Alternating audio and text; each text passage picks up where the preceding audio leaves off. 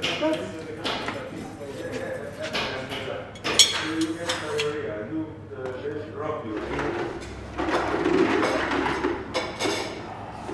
said he's already seen me, but he didn't know.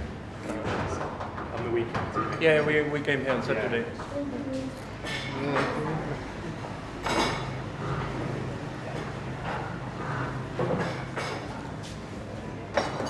Everything that you see in the shop here is made in our workshops or by outworkers that work outside and then bring in their work every week. We employ over 100 people with disabilities, either they're profoundly deaf or they have various physical disabilities.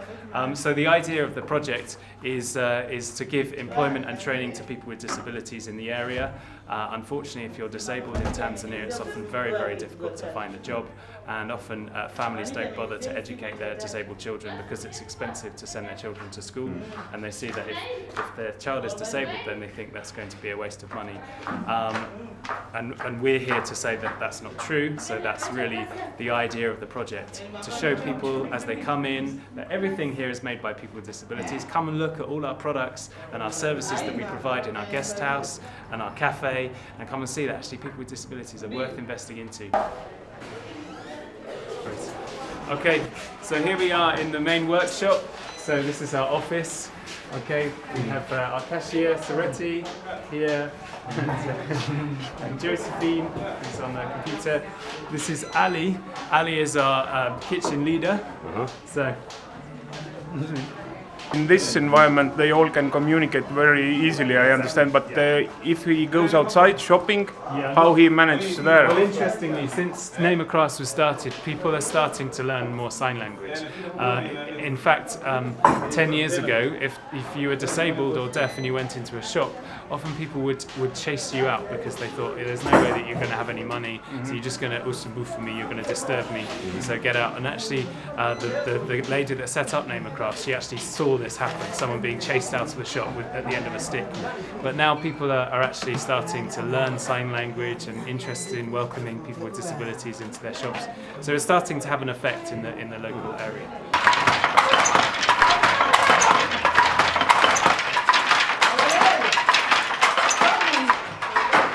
So when we came, we were quite dependent on the UK for help, paying wages and keeping things running. But we wanted to change that scenario, wanted to change that because we felt like it wasn't realistic.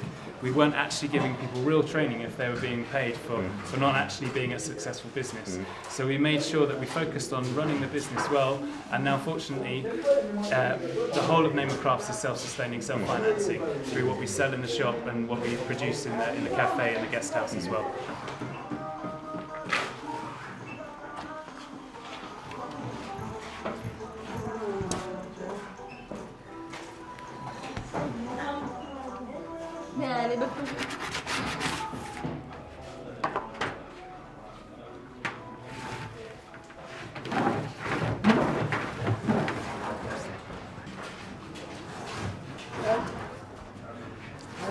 So this is Josfat, and Josfat's actually one of the founding members of Neema Crafts. He was one of the first 3 deaf guys, to learn how to make paper here.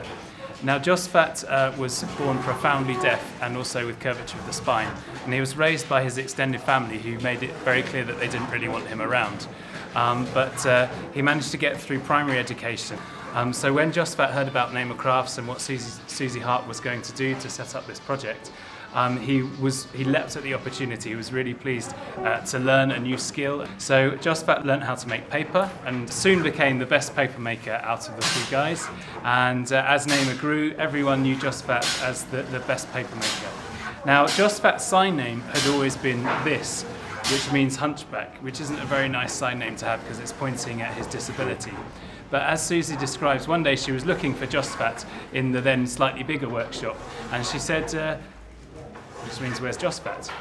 And the other guy said, no, we've changed his sign, and his sign now is this, and this means he is able or he is strong.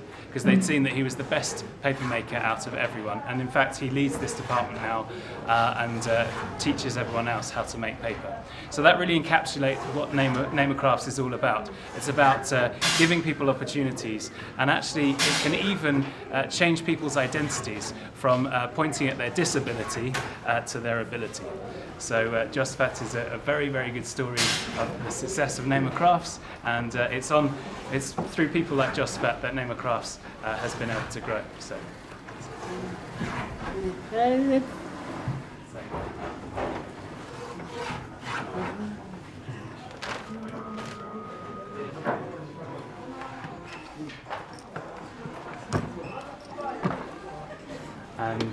And Titus has been working here for 9 years. He's now our stock manager, so you can see him counting all the stock that's just come in, and he tends to work through there, but he's also our main tour guide as well.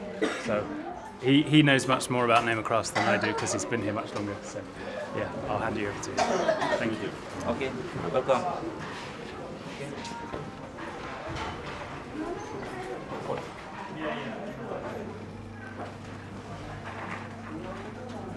This is paper bead. Yeah, and this is the sacred glass. We melt and make beads in this. Minu arust on see üks kõige mõistlikumaid Coca-Cola kasutusi. But what is your story? How did you end up in Neema? Neema, myself? I studied at 2005. And then before I worked at Mufindi to the tea plantations. Yeah, before I worked with the clutches here. And when I came here to Neema Crafts bought an artificial egg. Yeah, so I started 2005, and I started with making paper, and later I was a leader for paper making. Then in 2006, I went to the office as a cashier for 5 years, and later I went to the cafe, to the internet. I went upstairs, and then I was sent to the storekeeper manager until now. Also, I ordered the old material. So they made in Tansaania, these bikes? Yes. They're made in Dar es Salaam, and they cost €180. We asked for a small donation to the people that we're giving it to, so they have a sense of ownership. But yeah, we're basically giving them away. And you're coming to work every day with this one? Yeah, with this. But how far are you coming? 2 kilometers from here. Okay, not very far. Yeah, and because we start here at 8 in the morning, and we leave at 4:45 in the evening, so use this. It helps a lot. Yeah.